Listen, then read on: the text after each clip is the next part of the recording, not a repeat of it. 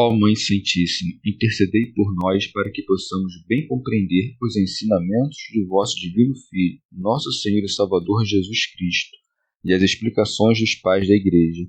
Ó Virgem Imaculada, ofereço-vos este trabalho e peço que abençoais aqueles que o ouvirem, e que seja para a maior honra e glória de Deus. Amém. Senhor onipotente, purificai o meu coração e os meus lábios. Vós, que purificastes os lábios do profeta Isaías com carvão em brasa, e dignai-vos, por tal modo, purificar-me com a vossa misericórdia, para que possa dignamente anunciar o vosso santo Evangelho. Por Jesus Cristo nosso Senhor. Amém. Senhor, abençoai-me.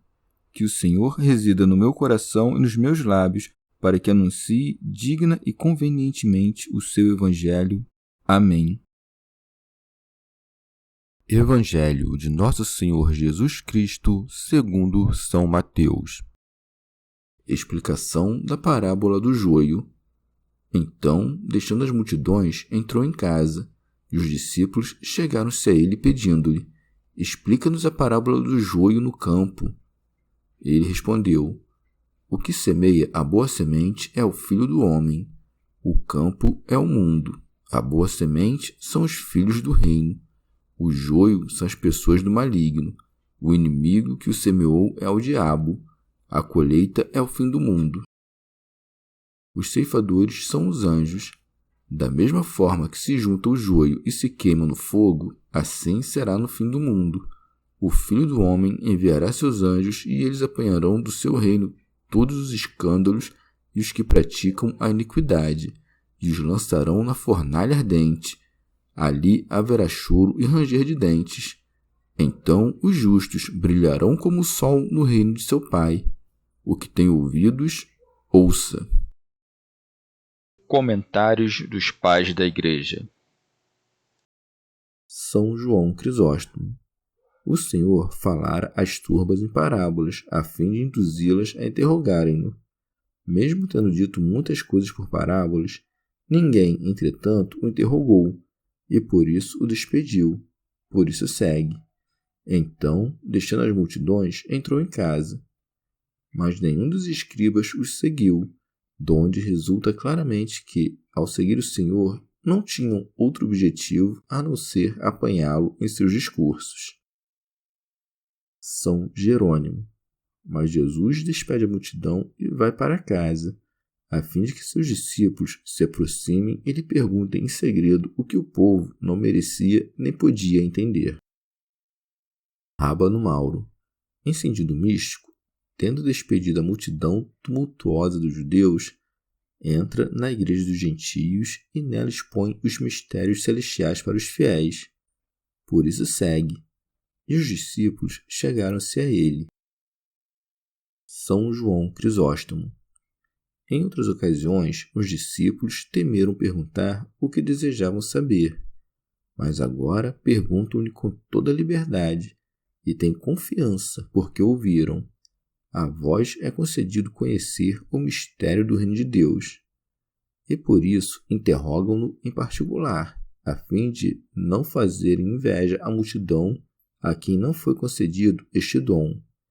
Eles deixam passar a parábola do fermento e da mostarda, que são mais evidentes, e lhe perguntam sobre a parábola do joio, pois tem algo a ver com a parábola da semente, e ainda lhe acrescenta algo.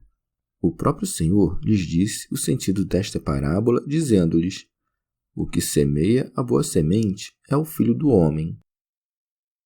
Remígio de Auxerre. O Senhor chama-se a si mesmo de Filho do Homem para nos dar um exemplo de humildade, seja porque sabia que os hereges haviam de negar que ele fora homem, ou seja porque, mediante a fé em sua humanidade, poderíamos ascender ao conhecimento da divindade. Segue. O campo é o mundo. Glosa de São Tomás de Aquino. Sendo ele mesmo quem semeia seu campo, é indubitável que o mundo presente seja dele. Segue. A boa semente são os filhos do reino. Remígio de Auxerre, ou seja, os homens santos e os eleitos, que são contados entre os filhos do reino. Santo Agostinho. O Senhor não entende por joio algumas mentiras introduzidas nas verdadeiras Escrituras, conforme interpretam os maniqueus, mas todos os filhos do maligno, isto é, os imitadores da falsidade do diabo, donde segue que o joio são as pessoas do maligno, pelos quais quer que se entendam todos os ímpios e malignos. Toda impureza na messe é chamada de joio, segue.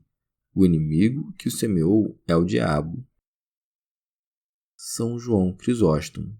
De fato, é obra do diabo misturar sempre o erro com a verdade. Segue. A colheita é o fim do mundo. Em outro lugar, ele disse, falando aos samaritanos: levantai os olhos e vede os campos que já estão branquejando para a ceifa. E a messe é verdadeiramente grande, mas os operários são poucos. Em cujas palavras expressa que a ceifa já chegou. Como, pois, disse aqui que ainda virá? Porque a palavra é tomada em sentidos diferentes. Ali foi dito, um é o que semeia e o outro o que cega. E aqui foi dito que o mesmo que semeia é o que ceifa. Quando estabelece a distinção entre aquele que semeia e aquele que ceifa, diferencia os apóstolos não de si mesmo, mas dos profetas, porque foi o próprio Cristo quem semeou entre os judeus e os samaritanos por meio dos profetas. Portanto, nesta passagem, ele toma sobre os dois aspectos as palavras semente e ceifa. Assim, quando fala da obediência e da persuasão da fé, usa a palavra ceifa, como aquilo em que o todo é aperfeiçoado. Mas quando trata do futuro que se tira de ouvir a palavra de Deus, chama a ceifa de fim do mundo, como sucede neste lugar. Remígio de Auxerre. Por ceifa se entende o dia do juízo, em que serão separados os bons dos maus pelo ministério dos anjos. Por isso foi dito mais abaixo que virá o Filho do Homem com seus anjos para julgar. E por isso segue, os ceifadores serão os anjos. E segue, da mesma forma que se junta o joio e se queima no fogo, assim será no fim do mundo. O Filho do Homem enviará seus anjos, e eles apanharão do seu reino todos os escândalos e os que praticam a iniquidade e os lançarão na fornalha ardente. Santo Agostinho. Tirados daquele reino onde não há escândalos? Serão tirados de seu reino que é aqui, ou seja, da igreja.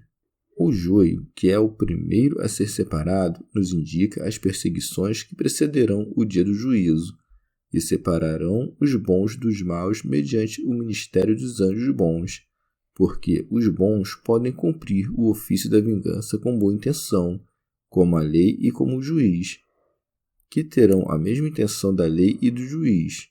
Os maus, por seu turno, não podem cumprir o ofício da misericórdia. São João Crisóstomo. Também se pode entender que serão tirados do reino da Igreja Celestial, e então mostra que o castigo é duplo, a saber, a perda da glória, conforme as palavras, apanharão do seu reino todos os escândalos, isto é, para que não entrem escândalos em seu reino, e que serão queimados no fogo, conforme estas outras, e os lançarão na fornalha ardente. São Jerônimo. Todos os escândalos provêm do joio, nas palavras, apanharão do seu reino todos os escândalos e os que praticam a iniquidade. O Senhor quis distinguir entre hereges e cismáticos, de maneira que os que causam escândalos são os hereges, e os que cometem iniquidades, os cismáticos. Glosa de São Tomás de Aquino. Ou de outro modo, pela palavra escândalos, pode-se entender aqueles que criam para o próximo ocasião de pecar ou de se perder, e para aqueles que praticam a iniquidade, todos os pecadores. Rábano Mauro. Observai que ele diz, e os que praticam a iniquidade, não os que as praticaram, porque não hão de ser entregues aos tormentos eternos aqueles que se converteram e fizeram penitência, mas só os que continuam no pecado. São João Crisóstomo. Vede o amor inefável de Deus para com os homens. Ele é rápido para conceder benefícios e lento para castigar. Quando semeia, o faz por si mesmo, e quando castiga, o faz por outros, mandando que os anjos o façam. Segue. Ali haverá choro e ranger de dentes. Remígio de Auxerre. Estas palavras demonstram a verdade da ressurreição dos corpos. Contudo, por elas também se dá a entender duas classes de castigos que sofreriam os condenados no inferno, isto é, um calor excessivo e um frio intensíssimo. E assim como os escândalos se referem ao joio, assim também os justos são reputados como filhos do reino. Deles disse o Senhor: então os justos brilharão como o sol no reino de seu Pai, porque nesta vida a luz dos santos resplandece diante dos homens, mas depois do fim do mundo brilharão como o sol no reino de seu Pai. São João Crisóstomo. E não quer dizer que não brilharão mais que o sol.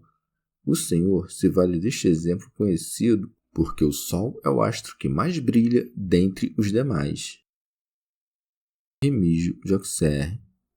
E quando diz, então resplandecerão, refere-se ao fato de que, agora, brilham para servir de exemplo aos outros, e então brilharão como o sol para louvar a Deus. Segue. O que tem ouvidos, ouça. Rábano Mauro. Isto é, quem tem entendimento, entenda, porque todas estas palavras devem ser entendidas em sentido místico. Chegamos ao fim de mais um dia de comentários da Catena Áurea. Muito obrigado por ficarem até aqui, que Nossa Senhora derrame suas graças sobre nós e até amanhã.